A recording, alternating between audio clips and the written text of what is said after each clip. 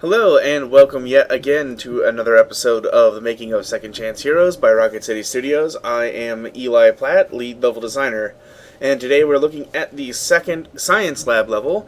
This level here is made by Ryan Roland, and it is, and I always say his name backwards, it's Roland Ryan. There we go. Nonetheless, Rolly made this level. This is definitely the least touched level by me. I had the least influence on this level. It was made fairly early on by Rolly.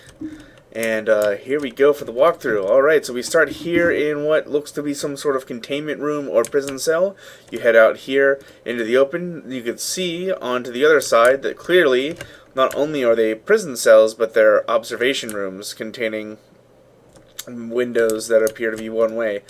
You work your way into this lab around these computers where you fight a brief encounter.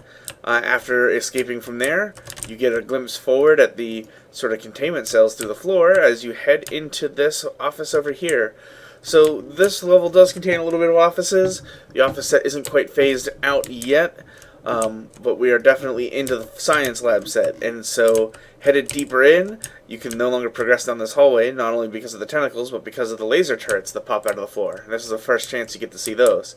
Heading into this room, you go and you fight yet another corpse pile. He's there causing trouble. It's what he does.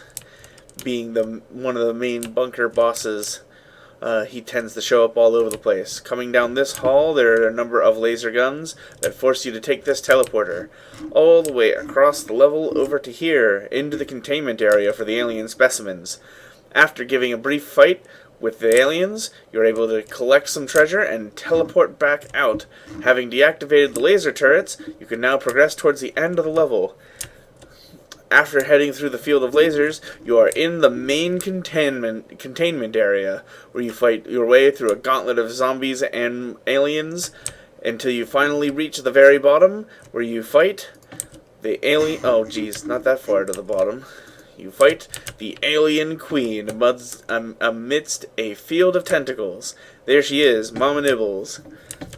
After a brief encounter with her here, she teleports you off to her own realm, and you have to fight her on her terms. Here we go over here. We have our piece of alien realm. Of course, you don't get the camera out that far. You only see about this much of it. And it is quite an interesting, unique area. And it is, I think, pretty much the only area in the entire game that was actually modeled to look a certain way.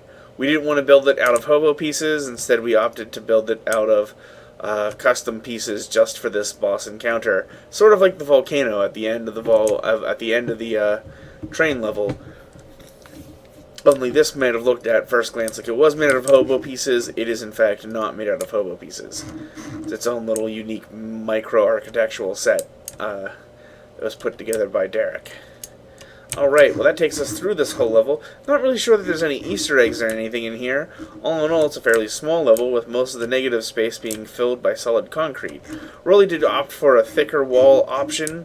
It was his belief that the bunker, being both underground and a bunker, would have thicker walls, but the trouble with thicker walls, of course, is getting through them with doors and having to use multiple sets of doors. And as you can see, if you were to try to walk through there, there's limited visibility. Now, when this level was built, we had X-ray and some other tools for that, and for the most part, not a lot of the rooms that head out into each other have those sorts of doors, so it wasn't really a problem. But you can see why that isn't everywhere. It's because once we had built these levels, we took a look at them, and when we started to get rid of X-ray before we had built the rest of the bunker, we were like, doing the double walls going to be kind of an issue in the future. So we dropped the double walls everywhere else, but we maintained these levels, and we have the science lab that we have today. Alright, well that wraps things up for all of the Rolly levels in the game. From this point forward, there are only 2 levels remaining actually in the game, 4 levels remaining in the bunker if you count the 2 levels that were cut, all of which were made by me.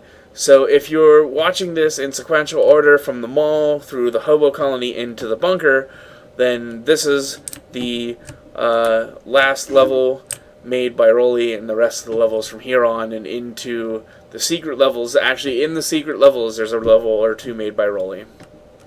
in there as well. But in the actual content of the game, this is pretty much it. Alright, well, it's been fun, and I will see you in the Missile Crisis.